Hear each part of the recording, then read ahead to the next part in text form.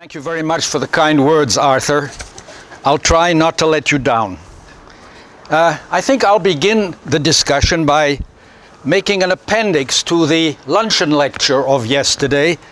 I thought there were some wonderful examples of totally irrational judgments given, and since the title of my lecture is in part U.S. Energy Follies, you might presume that I have a very rich field from which to mine. So let me start out with one of those U.S. energy follies. About 15 years ago, I got a call from Frederick Seitz, who was then on the board of a company, a large company, Fortune 500 company, that was building municipal waste incinerators. And I had been doing a workshop for the National Science Foundation to look at what was involved in incinerating all kinds of materials. And so he asked me if I would be willing to join the board of this company, which I did. This company was very successful during the first few years. We made some estimates on the rate of growth that this industry should have, and we could truthfully say that the way things were going, we were building a $10 billion company in about 10 years or so. Well, it was not to be, because around 1988, people decided that municipal waste incineration, now this is intrinsically a good thing to do. We've got waste we have to dispose of, and what better way to do it than to make a waste-to-energy plant? So as a matter of fact, to give you some kind of a quantitative idea, at the current price of energy, something like 65 to 70% of the revenue would have come from the energy sale that was generated by burning biomass. Most of what can be burned is in fact biomass. Waste to energy is the only large-scale commercial technology for utilizing biomass for energy generation. Everything's good about this technology. And then we found out that for reasons that are difficult to explain, this industry had to be regulated with environmental constraints that exceed the constraints of any other technology known to man, including coal burners. We began to worry about trace amounts of mercury, small amounts of cadmium, chromium-6, which we could barely detect, and finally the death knell. The death knell was furans and other chlorine-containing organic compounds, to which I'll refer generically as dioxins. There are well over 122 of these species. The EPA made up a scale in which the relative toxicity of these many compounds is quantitatively determined. And of course, the next step was to find a methodology for measuring all this stuff. This became an international scientific enterprise, and the last time I looked at the numbers, we had spent $8 billion, with a B, dollars, learning how to measure trace amounts of dioxins. And then the story was that all of our blood levels are already saturated with dioxins at such levels that one more molecule and we'll all die of cancer. Now, when that became the story, the industry was stopped in its track. We stopped building plants in the United States. There are no plants that have been constructed since the early 90s.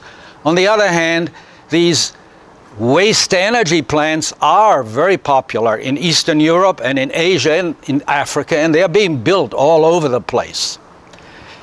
Now, we had a very interesting experience at our company. We had a plant.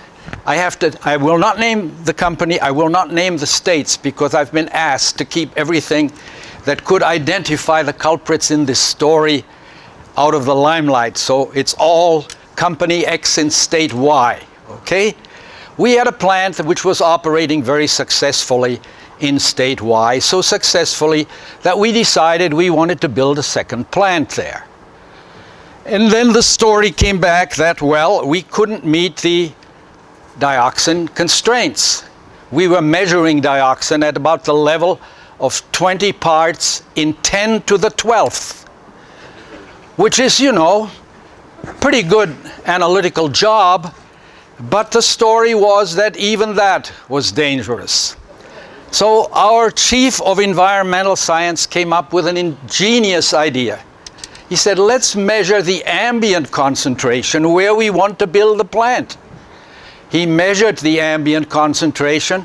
It was several times the value of what we were putting out at our existing plant. And so our CEO said, go tell them that we are cleaning the atmosphere when we build this plant. And we did, but we never got permission to build another plant. That is an example of a US energy folly. Now let me talk about another one. Our governor, I come from California, I hate to admit it, but I do live there, has been telling us that we are going to conserve ourselves into prosperity. And a somewhat similar story has come from, I'm sorry to say, the federal government. Conservation, energy conservation, is the holy grail of this century, I think. It sounds great, doesn't it? You have energy conservation, you do more with less. I mean, how can anybody object to that idea? Well, let me tell you a little bit about some objections to that idea or some constraints to that idea. I read the Wall Street Journal, not for financial advice, it's no good for that, but it's pretty good on the editorial side. And there was an editorial in May which was written by their staff, or one of their staff writers, Kimberly Strassel, and the big heading is "Conservation Wastes Energy." Now, how can that be? Well, when you read the article, you find a very interesting story in there. The author refers to an English economist by the name of Stanley Jevons, who lived in the 19th century, around the time when Watt's steam engine was first discovered, or first designed. It wasn't discovered, it was one of these dumb engineers just went ahead and built it. And what happened? Did coal use decline because we had a more efficient system? No, the opposite happened. Because we had a more efficient system, we could do innumerably more things. And the result of it was a tenfold increase in coal use in a very short period of time. Now, this kind of a problem has been bothering economists for over a century. And Jevons' analysis and explanation are referred to in the trade as Jevons' paradox. When you should be saving energy, you're actually using more. Now, I am not an economist, although I tried to become one in the early 70s when I got really involved in the energy business. In fact, one of my colleagues was a member of our economics department, and he sort of mentioned Jevons' paradox in passing to me, but it never really registered. But in the 70s, we had a big program mandated by the California Utility Commission. And what we were supposed to do is conserve energy. And they gave us money to do this. Now at the university, when somebody gives us money, we take it. And we put our students to work. Many of them, undergraduates, they were all fired up. We're going to conserve energy in San Diego. And we picked an area, not an affluent area, that was easily accessible to the local utility. And in this area, our students visited homes and plugged up leaks. They plugged up the electric outlets, they plugged up the windows, and if there was a hole in the wall, they plugged up the walls. It was a fantastic project. Everybody was really enthusiastic about it. And what happened? The next year, when the utility monitored this area, energy use had gone up. And I sat behind my desk and I looked at these numbers and I said, how can that be? These students I knew had done a bang-up job. So I said, go back out and talk to the people and find out what happened. Well, the answer was very clear. The answer was, once you plugged up these holes, we found that we could be much more comfortable than before. So we set up the thermostats and we were really comfortable. And as a result of that, we used more energy rather than less. Jevons paradox. In 1975, I learned it about a real experiment. What happened is more energy use and increased standard of living. That is what is the coupled message that I think we should get from this episode. Well, about a year ago at Porto Venere in Italy, I attended a conference that I love to go to. Porto Venere is a very nice place to go to. That's why I like to go there. And this is a meeting on E3. What is E3? E3 is energy, ecology, economics. These three are so intimately coupled that it makes no sense at all really to speak about an energy program. It is always an energy, ecology, economy program. And there was a strategy panel there. The strategy panel was run by a kind of a systems ecologist, Robert Herendeen from the Illinois Natural History Survey, who's pretty well known in this field as an analyst. And there were three panel members. One of them was Howard Odum, whom you may have heard of. Howard Odum is an avowed socialist, and he is the spiritual father of a very activist school of concerned environmentalists. He is, however, totally honest. When he gets up and talks, he says, I want you to know that I am a socialist. And what I say has to be interpreted from that perspective, and it takes no effort at all to see that that is his perspective.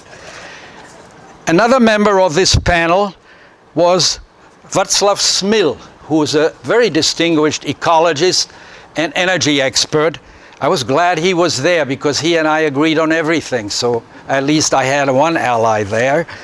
And then there was an economist, a well-known London economist by the name of Horace Herring. And about a month ago, I got a letter, an email letter. Of course, nowadays, no other mail that we read. An email letter in which, I'll quote him verbatim, I have reached somewhat of a dead end and can only advise on the need for energy conservation, parenthesis, absolute reduction through lower use and lower incomes, which is basically the same conclusion as Daly, another economist, reached in the 1960s. How it can be achieved in our political climate of fostering economic growth is beyond me. Now this, I think, is a very telling statement. What we learn from this is, if we want to be well off, if we want to be affluent, if we want to have a good standard of living, we need energy. And energy conservation is not the way to achieve prosperity. To put it differently, my perspective as an energy supply specialist is that I want to have enough energy at low enough cost so that energy supply does not become the means for social engineering. That's not the way to go. What we want is the best, cleanest, lowest cost energy that we can get. Let me give you one more story on this subject. It comes from a most unlikely place, from Bangladesh. There was a dean of engineering, again one of these ill-educated animals, Bala, who together with some of his colleagues took a look at what was happening globally in terms of low infant mortality. And he showed that low infant mortality correlated with high energy use, long life, good education, clean and healthful environment. You name what is good, and it is closely correlated with the level of energy use. Now, no one can fault a person from Bangladesh at being particularly biased in favor of wasteful consumption. And this is really the first point that I want to make, is conserve. Do what you can, but remember that the net result is not likely to be what you think it's going to be, namely that by conserving you will achieve the end of the story, namely reduced energy at a good standard of living. Now let me show you a view graph. I hope you can hear me as I wander around. This may be interesting to you. It is the story of a country where everything is done right. I couldn't use the US for that because of, there are too many people who think could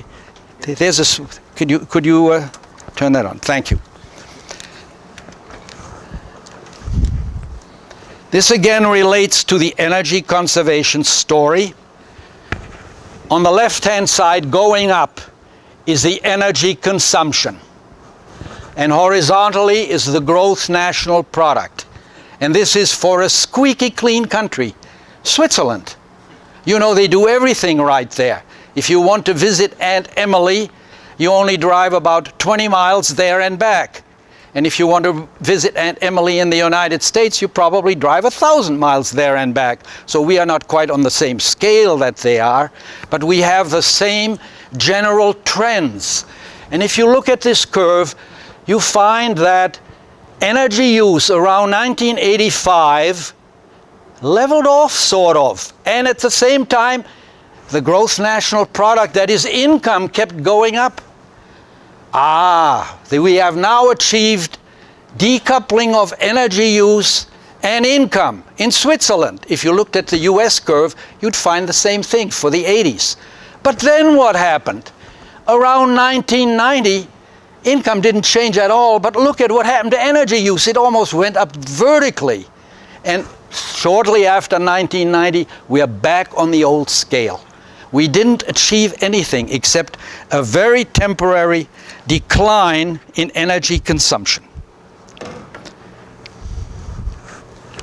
And this has been the story with energy conservation. Energy conservation. Oh, you mean I don't shout loudly enough to be heard? I'm disappointed at that. Next time I'll bring it along. I remember that's a gadget we can't live without. So this is then, I'm not sure that energy conservation is properly defined as a folly. It probably is not. It probably is a useful thing to do tongue-in-cheek. You know that somewhere along the way, the historical record of over 100 years will show that we will be back. If we want a high standard of living, we will be using more energy. Now let me talk very briefly about another problem that has been giving me endless headaches. And this is one you're probably not as familiar with as energy conservation. And this is net energy ratios. The first time I got in trouble with that problem was around 1976 or 7, when I was doing studies for the United States Department of Energy on shale oil recovery. And the question came up, is this worth doing? Are we getting more energy out than we are putting in when we build one of these plants? This is an issue that is referred to as a net energy issue. And I always run into this problem. The net energy ratio is less than 1. It's energy out over energy in. But you don't have to use energy. You can also use dollars out over dollars in. Is it profitable to do that? And at that time, I convened a panel of all the major US oil companies that were then involved in shale oil recovery. And we had a workshop. That's how we do things in the university, again funded this time by the National Science Foundation. And we wrote an article on net energy recovery in shale oil production, and the net energy ratio is somewhere between, what did we say, 3 to 9. That's a pretty good number. I mean, if you get 9 times as much out as you put in, that's a great way to go. And then I heard from Howard Odom. He said, that's not right. It's less than 1. And for a long time, we had an argument about this, and I've been trying to understand what the issue really is. And it is an issue of boundaries here. Let's take a step back. Anything we do on this planet is subject to the second law of thermodynamics. And we know that the net result will be an entropy increase. That's the scientific basis. So you can always argue that if you do nothing at all, you'll be ahead. Because by doing nothing at all, you won't be wasting anything. On the other hand, if you want to do something, you have to define a boundary. Now that's where the problem comes from. We defined the boundary to be the area where the plant was located. We defined the boundary to include all the streets and the access roads and the buildings that were required for operating the plant. We even included the hospital that we would need for the people who were working there. But we didn't include the people because we figured that shale oil plants don't breed people. And therefore they were not a charge against the plant.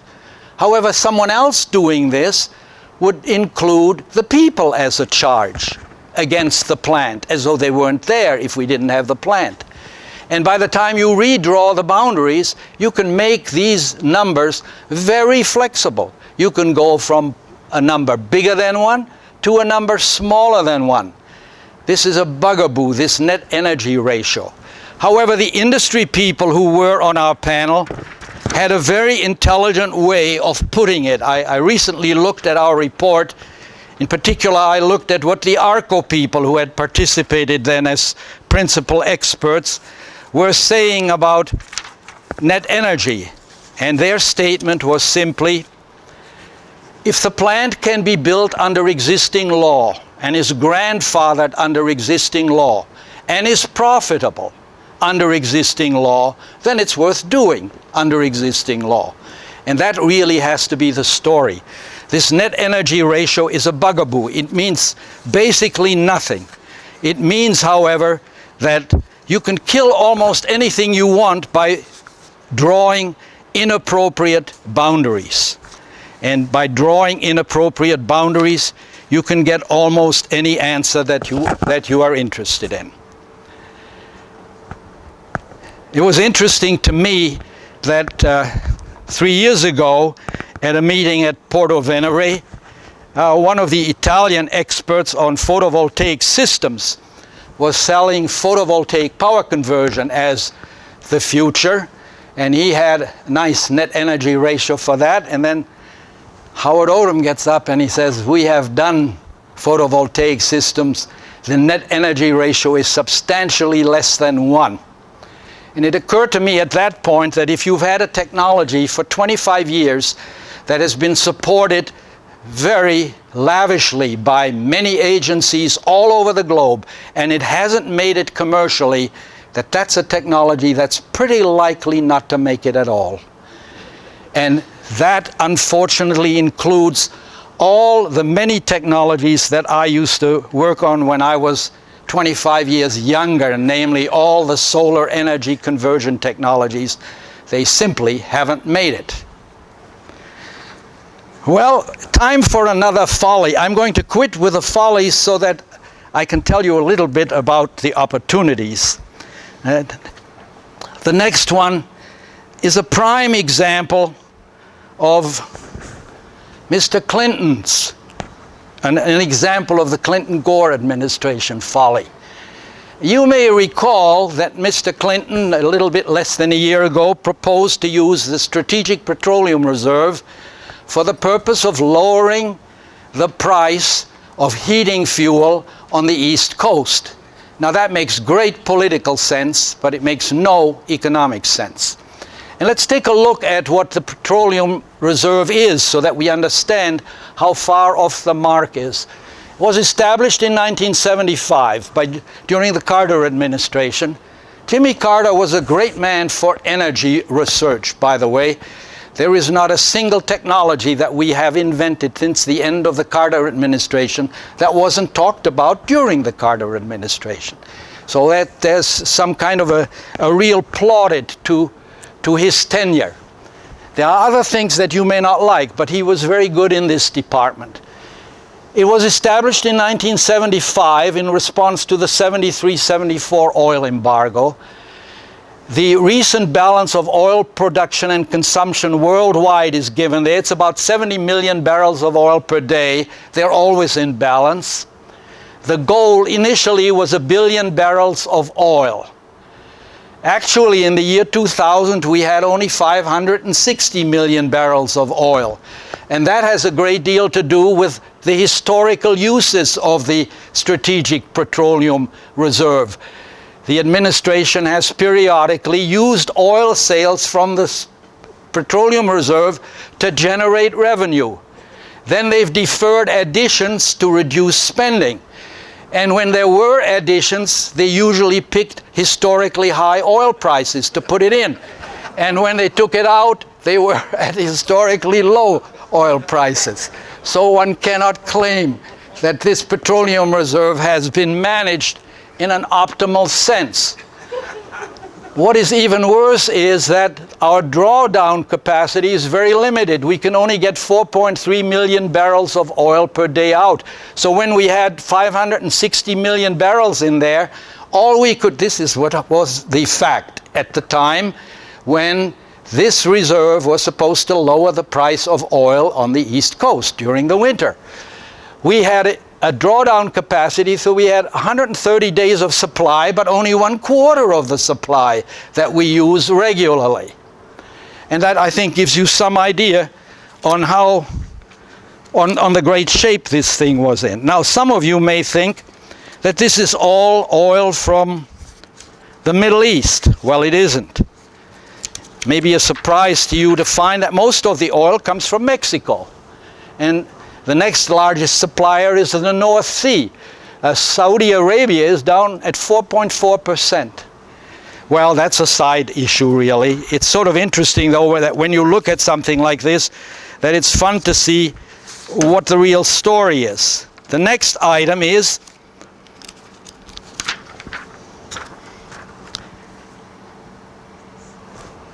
my conclusion. The Strategic Petroleum Reserve holds far too little oil to leverage international or domestic prices.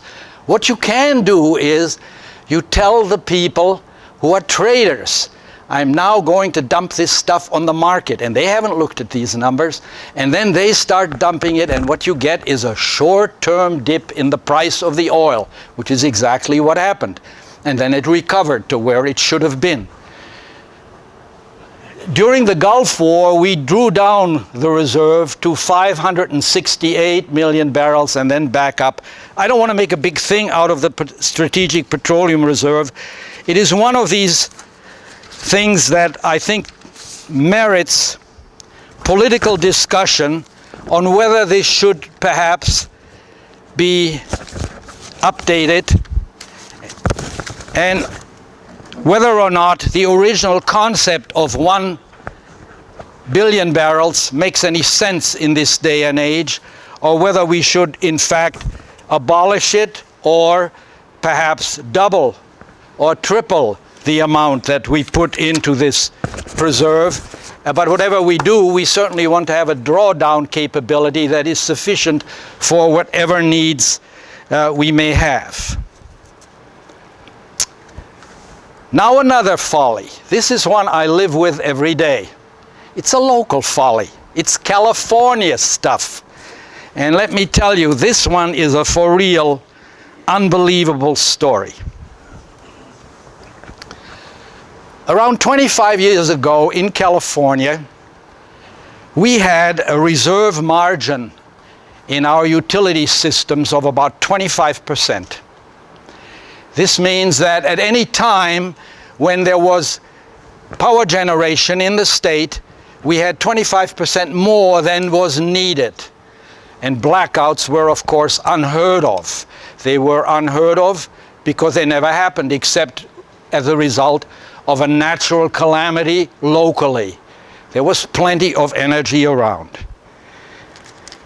And we were getting most of our electricity then from coal-fired plants. Obvious reason being, they were the cheapest plants to build. You always build the cheapest plants you can if you're in business to make money, which is what most people are in business for, incidentally. Now, what happened around 25 years ago? There was a considerable political environment created by all sorts of groups for the purpose of reducing the reserve capacity, making it essentially impossible to build coal-fired plants in California. That's an easy thing to do. To build a new coal-fired plant only takes about 2 or 3 years in a rational environment. But in California, it began to take 7, 8, 9 years to do it. Now, if it takes a long time to build a plant, it becomes uneconomical to build that plant. And the net result was, we didn't build plants in California. We built them in Utah and in Arizona, and we imported electricity instead. At the same time, this reserve margin was continuously under attack by all sorts of groups as unnecessary, as wasteful, as designed to make the utilities rich, and what have you. Now, we were told then, and in 1975, for a couple of years, I was quite enthusiastic about this, I must say. We were going to develop all kinds of green technologies. We were going to develop biomass. We were going to build photovoltaic power stations and central solar power stations. We built a couple of those. They cost something like $35,000 per installed per kilowatt, which is a little bit on the high side, like about 35 times too much. But that was in retrospect that we figured that one out. We decided that we had so much geothermal energy, particularly in the Imperial Valley near where I live, near San Diego, that we could do everything with geothermal energy. The only trouble with that geothermal energy is that the geothermal resource is so heavily loaded with minerals that conventional technologies don't work, and we had to invent a new technology. This was done at the Lawrence Livermore Laboratory, essentially impulse systems, which raised the price considerably. We figured out that we could build wind power plants all over the state, and we have those wind farms now. And then we learned that the wind turbines had fatigue failures, and they didn't operate quite properly, and the birds were getting killed in large numbers, which made them undesirable environmentally, and that they were very noisy, so you couldn't build them anywhere near where the people lived. And on top of that, you needed a storage system for them, because when the wind didn't blow, the wind energy systems didn't produce anything. And then we built all kinds of other, or we worked on all kinds of other systems. And the net result was that this whole green technology development didn't work out. We don't have anything to speak of in that category. And about 2 months ago, a long-term colleague of mine from the Electric Power Research Institute and I decided that the time had come for us to summarize this mess in California, and we summarized it in a short article entitled The Decline of California. Of course, when we said decline of California, we meant economic decline of California. That's clear, because to us, insufficient energy means insufficient income. And I tried to summarize in one sentence what our conclusion was. I worked on this sentence more than I did on the whole paper. Let me read the sentence to you. I think it's a beautiful sentence. The mess in California is the result of zealous environmentalists convincing ill-informed regulators and ill-informed politicians that they had invented a panacea for prosperity without big electricity consumption. Now, what's wrong with that statement? Simply a statement of fact. I had many interviews with the local newspapers and a couple of television programs, and I was amused to find that this sentence was always edited out. It was never in anything I said. After all the work I put into this, I was really disappointed.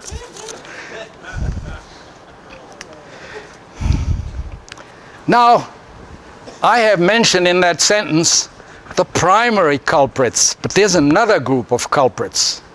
The other group of culprits are the electric utility executives.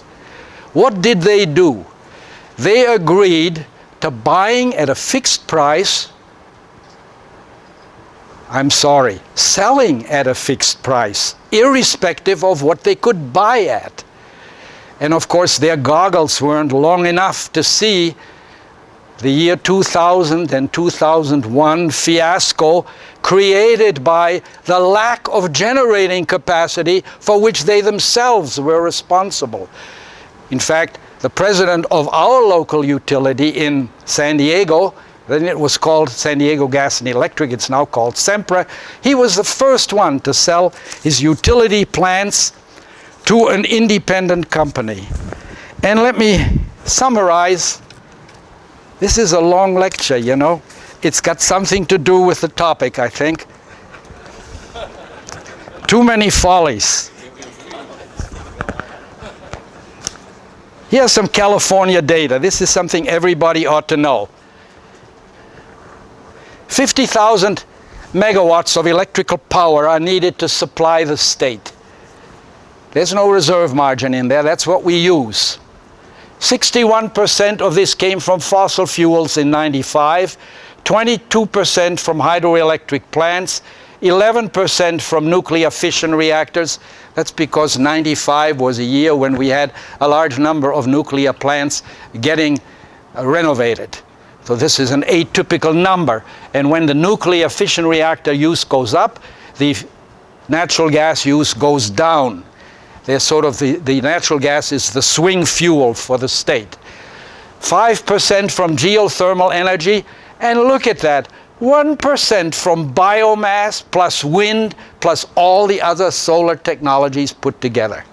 That's where we were in '95. Now, they wanted to make it look better in '99. And let me show you how they made it look better in '99. In '99, first of all, we see that the fossil fuel component has gone down by about 10%, and the nuclear component is up substantially from what it was before. That's just the swing in operation. Natural gas per unit of energy puts out less CO2 by about a factor of 2 than coal. So from the perspective of global warming, it's a better fuel. But it is expensive. Let me tell you, my own utility bill, it just about quadrupled this year, because in San Diego we were not shielded by the deals that the governor made with all the other customers, and we had to pay right up. And we paid a lot of money for our electricity supply. Geothermal energy is 4.9%. Now wind energy is 1.5%, the wind power systems. Must have been more wind in this year than there was 4 years earlier. Direct solar conversion is listed as 0.4%, and you won't believe this. This biomass and waste combustion, that's waste to energy systems they're now counting. The things we can't build anymore.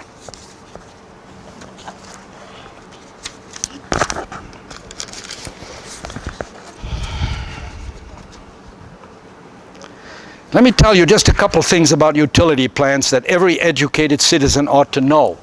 We have 3 kinds of plants: base load plants, intermediate load plants, and peaking or topping plants. I hope our governor knows this. The base load plants are coal burners, nuclear fission reactors, hydroelectric and geothermal plants, which are in short supply in California. They are, in particular the hydroelectric is obviously a solar technology, because the sun's responsible for the rain and the rain's responsible for the rivers, and that's how we get our hydroelectric energy. And the geothermal plants are in limited supply. If not for that, we'd be in great shape. Then we have intermediate load plants which don't operate 24 hours a day. They only operate 3,000 to 4,000 hours a year, and they are used for repetitive, they have repetitive applications, but not around the clock, such as lights at night. These are older plants, they're less efficient plants, and in our governor's budget there ought to be an item to replace them, because they really need refurbishing and replacing. And then we have the peaking or topping plants. These are low-cost turbines, and unfortunately these low-cost turbines use high-cost natural gas. And the net result is that that electricity is very expensive. I was going to talk about a university problem, but I'm not going to. That's too microscopic. That's another folly, though, I'll tell you that. If you ever want to have a challenging program, try to figure out what operations and maintenance costs are in a university environment. That can't be done. What do we need? We have population growth determining a minimum of 2% per year growth. That means 1,000 megawatts per year of added capacity is the minimum we need for that. And by now everybody agrees that we can't operate with a 2 or 3% reserve margin, because at that point we have blackouts. We want to go back at least to a 10% reserve margin. And a 10% reserve margin, according to Alpert's and my calculations, means we need an additional 1,600 megawatts per year for 10 years on top of 1,000 megawatts per year. So 2,600 megawatts per year, just to get back to some reasonable semblance of stability. And what's the high-cost solution? That's the governor's solution. Build peaking plants all over the place and use gas. I hope he has a low-cost gas supply system. Otherwise, he will bankrupt our state. And what is our recommendation? Very simple. For the near term, build coal or heavy oil or nuclear fission reactors, which of course you can't do anymore.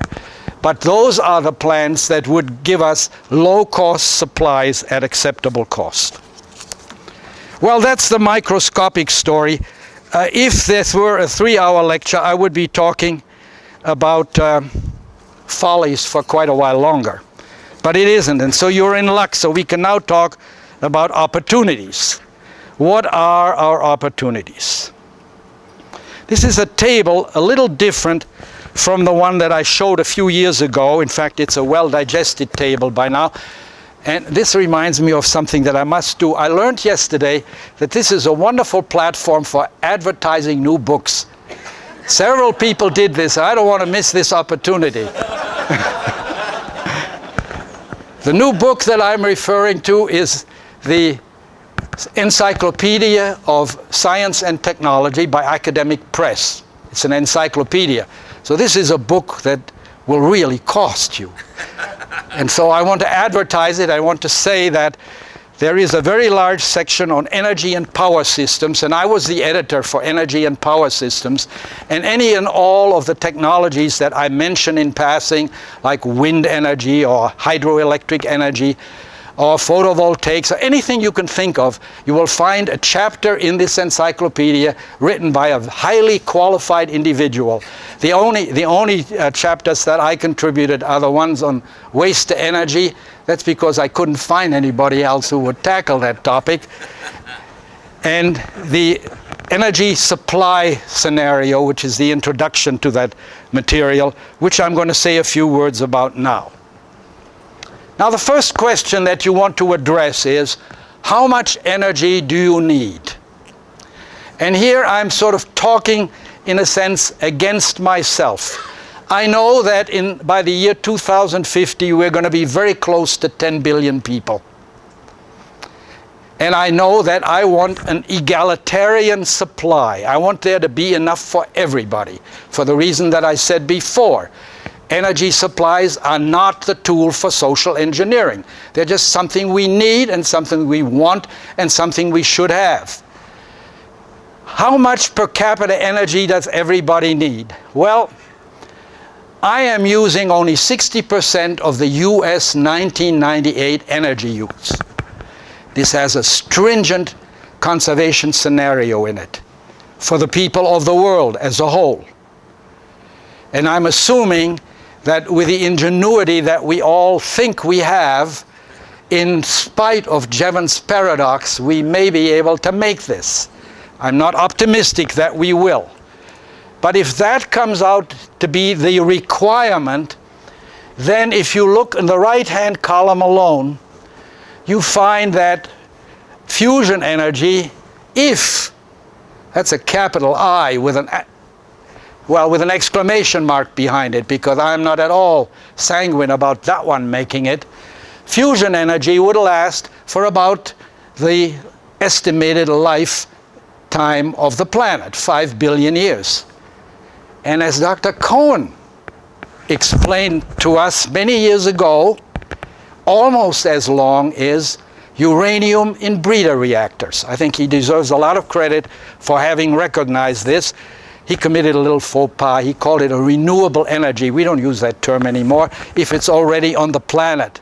But you're quite right that in the sense of human existence, it is renewable. That's almost as long.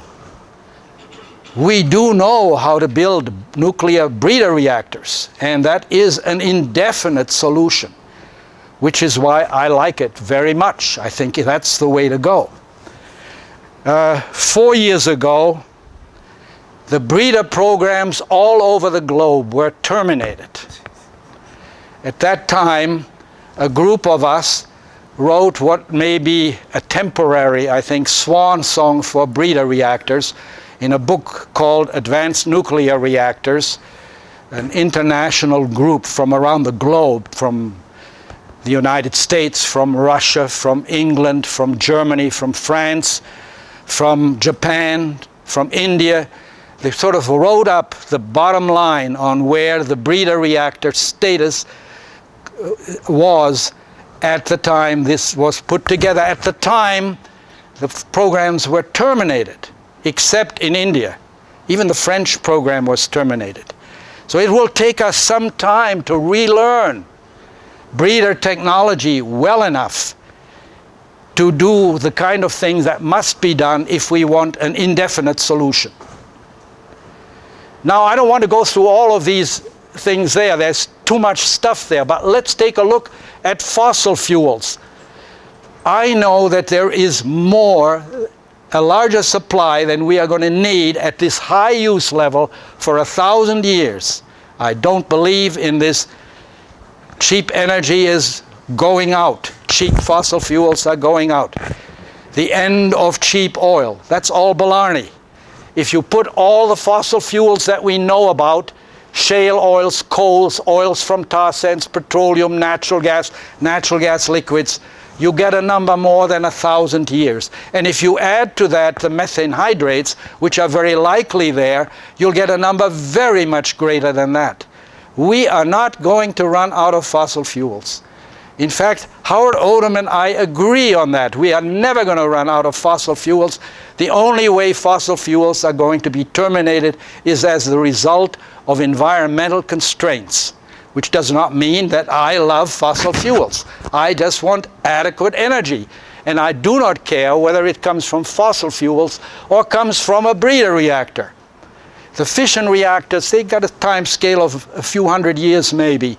But after that, the high-level uranium supply probably won't last much longer than a few hundred years. So that's not the way to go. Well, I won't bother you with the rest of the stuff on top. Let's look at the renewable resources. Well, the solar energy is only determined by the life of the sun, and we have a pretty good idea how long that is. And that's about 1,000 times more than we need here. But we haven't been smart enough to figure out how to use that resource. So that is a perennial challenge. Can we find a solar technology? What is my preferred solar technology if we knew how to do it? Very simple.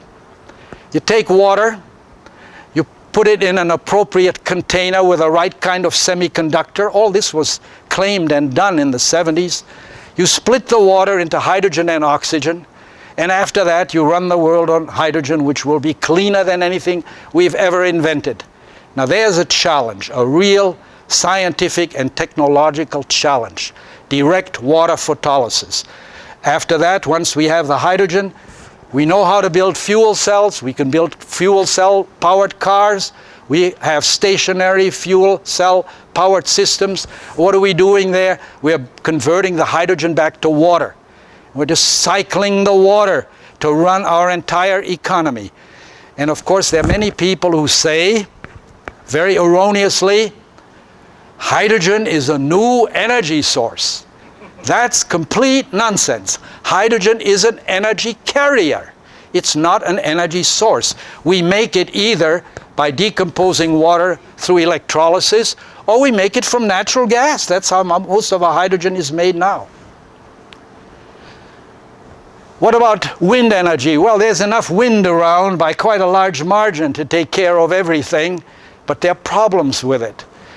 The other ones, geothermal, tidal, and hydroelectric energy, are in limited supply.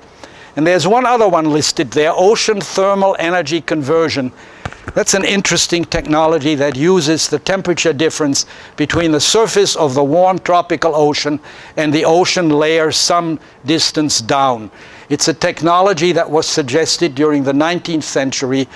During this century, a great deal of work was done on designing OTEC, ocean thermal energy conversion systems, especially at the Applied Physics Laboratory. It's a Navy laboratory, actually. And this was carried to the point where commercial application appeared to be feasible, but none of the industrial companies have taken it up and built the large-scale OTEC plant. This is, in my view, of this whole renewable energy set, the only one that makes marginal commercial sense, but it's not demonstrated, so I'm really talking somewhat beyond my capability here. Since I'm almost out of time, I will only show you one more view graph, or maybe two more, that's it. This is an R&D agenda for the millennium. By the millennium, I don't mean the year 2100. I mean when we have licked our energy supply problem. And I'm using a scale from 1 to 10 on the right-hand column on the probability of success. And we have two options as I see it.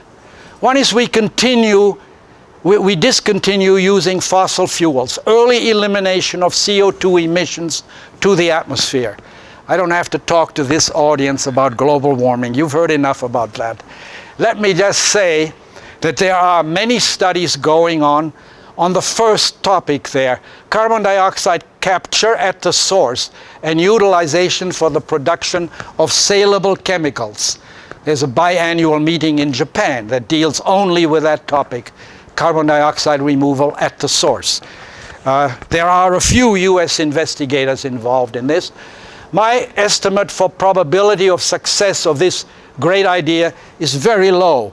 2 means that somebody's looking at it, and 4 means that it's not likely to succeed. So 2 to 4 is essentially a condemnation of the, it's a low probability statement on my part, okay? The other technology that's being talked about is carbon dioxide capture and separation, and then long-term storage in the sea, in compressed lentils, 300 meters down or something like that. And again, I have a very low success estimate for that at acceptable cost. Please note that. Now what about the solar technologies? Well, in 1977, a couple of Japanese investigators wrote a paper actually on this direct water splitting. And then for many years after that, everywhere I went, there was a water splitting research project trying to reproduce these measurements. and get the kind of efficiency estimates that they had made. Unfortunately, that didn't work out. The efficiencies never came up anywhere near the values that are required to go there. But in principle, it ought to be possible to do that. I'm putting down a very low success probability because I have the same problem with that as with photovoltaics. After 25 years, if you haven't done it, it's not likely to be done, particularly if it's been heavily subsidized. The OTEC technology I rate fairly high.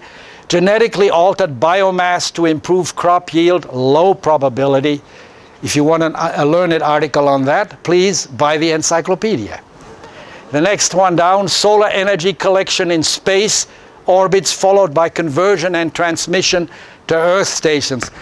Now that is a very appealing thing to an old flyboy like me, you know, have satellites going around the globe and collect 4 times as much sun per unit area as you can on the ground, and then convert it to microwaves and beam it to the ground. I mean, it sounds like a great idea.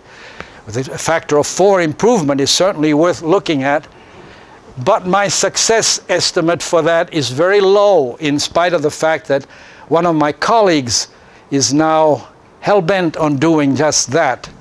This was invented at Lytton, by the way, around 75. Large-scale use of wind power or photovoltaics, I have a very low success probability estimate on that. Well, early elimination of CO2, nuclear fission reactors or nuclear breeder reactors, my success estimate is 10 for both of those. We know how to do that. Now suppose the problem is not CO2 emissions, but it's cessation of the production of long-lived radioactive isotopes. Well, then we can use fossil fuels. It's no problem. We do it all the time. The utilization efficiencies are high. The probability of success is 10. We obviously know how to do it. The solar technologies are the same mess that they are in the first column. And the fusion reactor, implement large-scale systems. I have to put a low estimate. This is a technology that's always 40 years in the future. It was 40 years in the future 40 years ago, and it's 40 years in the future today. That's not converging. That's the wrong way to go. So I'm not too sanguine about that one. And if we don't have fossil fuels, and if we don't have nuclear reactors, we are going to commit economic suicide. That's what the last line says. And that's sort of the end of my time and the end of my story. Thank you.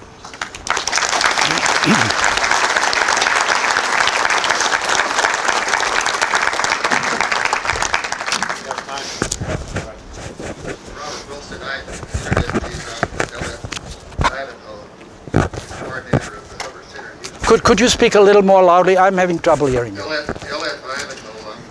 Volunteer internet liaison. He's coordinator of the Hubbard Center newsletter out of the Colorado School of Mines. I want to point out there is one newsletter on oil shale written by Dr. Walter Youngquist. Dr. Youngquist points out that it's not really oil, it's not shale. It's a precursor, organic marlstone. And there's a 50-year history with oil shale corporation, later Costco, trying to produce it.